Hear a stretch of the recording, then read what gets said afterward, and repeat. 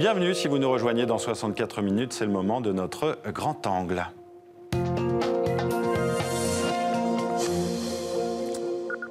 Georges Brassens à la mode cha-cha-cha ou mambo, c'est à retrouver sur le disque Brassens le Cubain, volume 1. Des classiques revisités comme Le Petit Cheval Blanc, Les Copains d'abord ou encore Les Amoureux des bancs publics. Merci à vous d'être avec nous.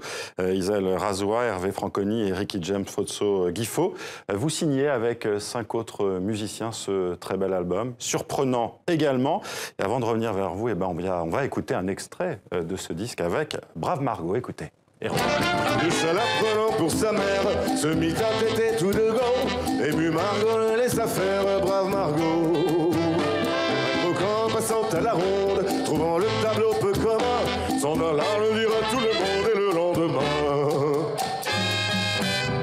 Hey, quand Margot dégrafait son corsage pour donner la gougoute à son chat, tous les gars du village étaient la.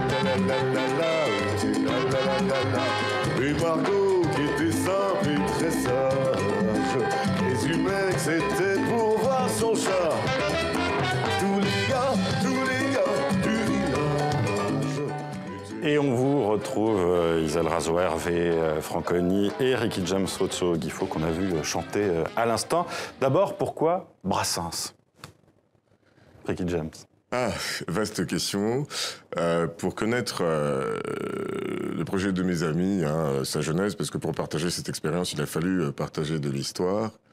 Je sais que c'est aussi l'histoire d'une belle rencontre amicale qui, dans ses origines, liait déjà Cuba à la France d'une certaine manière. Brassens arrive accidentellement parce que je crois que sur leur parcours, plusieurs sollicitations les ont amenés à penser à un jour faire quelque chose en français. J'irai pas jusque dans les détails, mais je dirais Brassens parce que c'est une grande part de l'explication de ce qu'est la France d'un point de vue profond, et c'est une invitation à amener cette France-là conquérir sa partie cubaine. Mais pourquoi justement Brassens à la sauce cubaine? Isel Razoua. Disons, en fait, j'ai découvert la chanson française. Vous êtes cubain, hein? Oui, je suis cubain. J'ai découvert la chanson française, la richesse des textes de Brassens. Et avec Hervé, comme on travaille depuis longtemps la musique cubaine, finalement, on a mis en place l'idée de la France et Cuba d'une façon arrangée plus ou moins de façon que les gens ils se retrouvent dans leurs chansons, dans leurs textes et dans la musique cubaine. La musique actuelle d'aujourd'hui Cuba, des styles Buenavista Social Club, une musique claire, sans compliquer la partie musicale pour que les gens ils puissent se trouver toujours avec le texte de la chanson qui est toujours la priorité pour moi. Dans la chanson, évidemment, française. Est-ce qu'il est connu, Georges Brassens, à Cuba? Il a un peu chanté en espagnol. Oui, à Cuba, on connaît, mais on connaît vraiment pas beaucoup, parce qu'à l'époque, on connaissait pas. Moi, quand j'étais petit, je connaissais pas, en fait. J'ai découvert ça ici, quand je suis arrivé en France. Et même les versions de Paco Ibáñez? Non, on connaissait pas, en fait. Non. Moi, en tout cas, moi, j'ai pas connu... Non. On connaît autre chose à la France, mais on a connu beaucoup de choses à l'histoire, la tradition, mais pas à Brassens, malheureusement pour moi. Alors, est-ce que les textes et les musiques de Brassens se prêtent bien au rythme cubain? Je me tourne vers vous, Hervé Franconi. Vous avez fait les partitions, hein. Oui, vous avez adapté. Avec Isel, on a travaillé sur l'adaptation des textes. Et curieusement, oui. Oui, ça s'y prête vraiment bien. Enfin, c'était pas évident au départ, quand on a commencé, mais on avait vraiment voulu partir du principe que c'est d'imaginer Brassens à Cuba. C'est-à-dire qu'à Cuba, il existe aussi une tradition de chansons à texte, la trova, de chanteurs avec une guitare, de poésie, de poèmes chantés.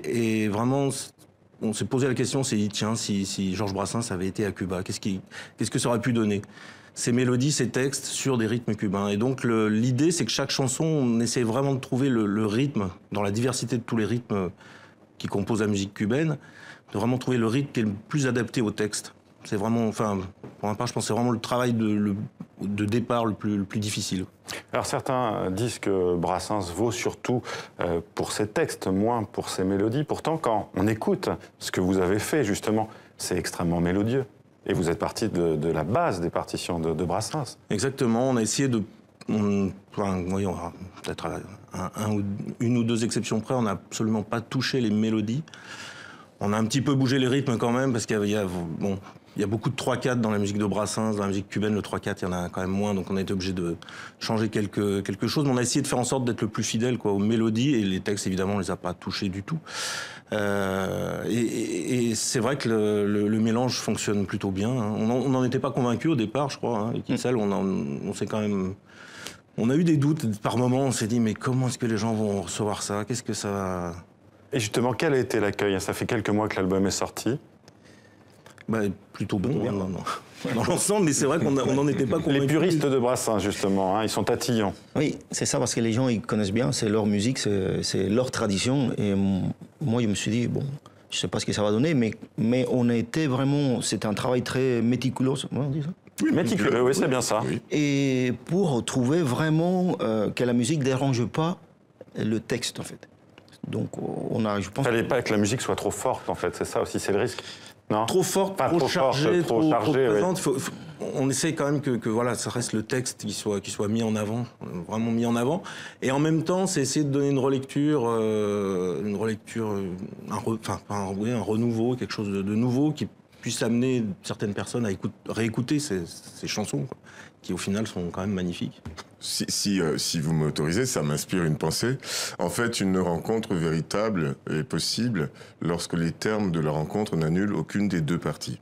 Et ça, c'est vraiment la réussite de mes deux amis ici présents. Je n'ai pas participé à ces arrangements, donc je me sens très libre pour dire qu'il s'agit d'un travail, mais et vous êtes la voix sublime. Oula, et c'est mon honneur, c'est ma joie, c'est un cadeau de la vie. Je m'étale suffisamment là-dessus, sur scène et en dehors. Mais c'est ça, c'est que là, nous touchons à une rencontre qui grandit chacun des termes de la rencontre. Et ça, c'est rare. Vous savez, nous sommes à l'ère du copier-coller et c'est tellement facile de mettre ensemble des choses et puis de leur créer une harmonie artificielle. Et là, pour le coup, d'abord, il y a des années de pratique à travers une expérience que je salue ici, ancienne, qui s'appelait Tempo Forte, qui était une expérience de salsa énorme et reconnue par chez nous. Donc, il y a quand même une bande de gens qui ont travaillé cette tradition de musique-là pendant une belle quinzaine d'années. Hein. Vous me corrigez si je dis des bêtises. Et donc, un groupe de gens qui étaient prêts au moment de s'attaquer à ce sujet magnifique. Georges Brassens, c'est totalement respecté, mais il est aussi totalement ensoleillé. On va écouter un nouvel extrait justement de votre album. On écoute. J'ai plaqué mon chêne comme un saligo, mon copain le chêne, mon alter ego. On était du même bois, un peu rustique, un peu brut, dont on fait n'importe quoi, sauf naturellement les flûtes. Joue maintenant les frênes, des arbres de Judée, tous de bonnes graines, de haute futée. Mais toi tu manques à l'appel, ma vieille branchée de campagne, mon seul arbre de Noël, mon pain de cocagne. Auprès de mon arbre, je vivais heureux, j'aurais jamais dû m'éloigner de mon arbre. Près de mon arbre, je vivais heureux, j'aurais jamais dû le quitter. Auprès de mon arbre. Ricky James Wotso, Guifou, est-ce que c'était difficile pour vous de vous attaquer à un monument tel que Georges Brassens? Difficile ne me semble pas le terme qui convient. Ça vous faisait peur en tout cas? Oui. Oui. Et il est essentiel d'avoir peur lorsqu'on veut avoir énormément de plaisir. En tout cas, c'est la découverte que j'ai faite avec mes amis, c'est absolument essentiel. Je voudrais d'abord dire que la France ne serait pas ce qu'elle est à mes yeux et dans mon cœur si elle n'avait pas été le berceau d'un génie comme celui-là, qui a entre autres qualités et au-delà de la musique, d'être aussi peut-être ce que le pays a pu proposer de mieux comme rencontre entre le génie absolu et l'humilité absolue. Je crois que Georges Brassens est un modèle pour énormément d'artistes. Nous savons ce que cette langue lui doit et nous sommes ici dans la meilleure des ambassades pour en parler, c'est-à-dire que Georges Brassens est un artiste éminemment francophone. Il n'appartient presque plus à la France, il appartient à la communauté de ceux qui aiment profondément cette langue. Et donc ma partie là, sur la scène, consiste à défendre, sans jamais ressentir le besoin de le protéger, ce texte magnifique. Pour vous, au Cameroun, justement, quand vous étiez petit, vous connaissiez Brassens? J'ai la chance d'être le fils d'un papa qui pensait que c'était important de connaître Georges Brassens à partir de l'âge de 3 ans. Connaître est un grand mot, mais en fait c'était une initiation, on instille des choses. Ça a été le cas aussi pour quelques artistes français, je pense à Aznavour aussi. Mon père est un 68ard africain qui est rentré en Afrique en 1968-69. Donc vous imaginez que Georges Brassens était au sommet de son art à cette époque-là. Et donc, il y a toute une génération qui a été vraiment traversée de plein fouet. Et donc, je dis que ce n'était pas de la connaissance à l'époque. La connaissance m'est venue avec la fréquentation de ces deux messieurs. Il faut dire que vous êtes venu aussi en France pour Claude Nougaro, m'a-t-on dit aussi, à Toulouse, c'est ça? Alors, oui, c'est une belle manière de présenter tout cela. Oui. Claude Nougaro aussi est identitaire sur mon parcours et sur celui de plein de gens. Mais je dois dire que, pour ma part, je considère que la langue française est une citoyenneté absolue, n'est-ce pas? C'est une entrée et un voisinage avec le concept que Georges Brassens élève au rang d'une espèce d'alchimie, quoi. Quand on aime la langue française, on aime Brassens, on aime son approche de la mélodie. Vous faisiez allusion tout à l'heure au fait que des gens un peu simples et rapides pensent que les textes sont magnifiques et que la musique est un peu déficiente, indigente. C'est une erreur absolue, hein, vous êtes témoin. Oui, tout à fait. Ah ouais, Franconi l'a rappelé. Ouais. C'est un boulot énorme. Et cette humilité a pu lui porter préjudice aux yeux des gens qui sont légers. C'est aussi les raisons de son succès également, cette humilité. Bien entendu. Alors, vous allez être en concert bientôt à Villeurbanne, hein, à l'espace Tonkin. Après, vous aurez d'autres dates, évidemment. Est-ce qu'on peut imaginer que vous irez à Cuba, par exemple?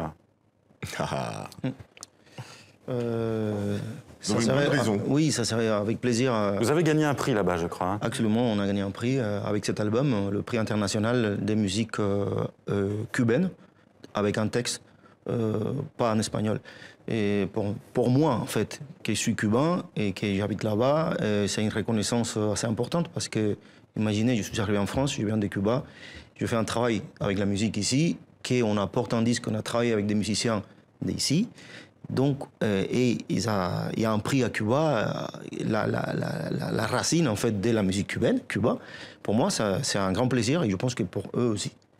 Alors, on va se quitter. Avant de se quitter, je me tourne encore une fois vers vous, hein, Ricky Jem Fotsogifo. Est-ce que vous nous feriez l'honneur de nous chanter un peu de Brassens sur ce plateau?